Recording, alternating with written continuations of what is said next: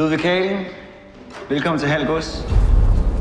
Du vil forsøge at dyrke heden. Jeg vil bygge kongens første koloni derude. Det er fantastisk, det du er i gang med. Jeg får redan en känsla av liv her ute. Heden er Guds natur i al sin pragt. Hvorfor kastrere et vildt væsen, der bare gerne vil være frit? Man har Gud netop ikke sat mennesket på jorden for at skabe civilisation.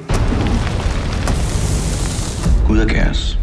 Livet er kaos. Nej, krig er kaos. Men vinderen er den, som kan finde ud af at kontrollere kaos.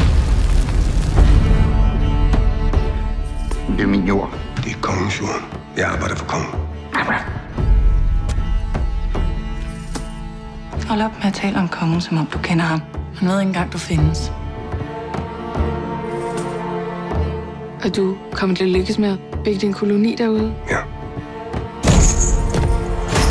Hvis du bekriger ham, så risikerer du alt. Schenkel stopper ikke, før han er vundet. Jeg har brug for dig. Du vil bare have din adelige titel, så du kan mænge dig med de fine folk.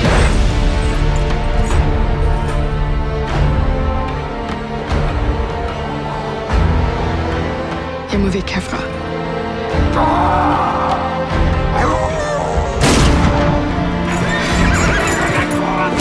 Vi vill fan inte dö för det är ett helt projekt.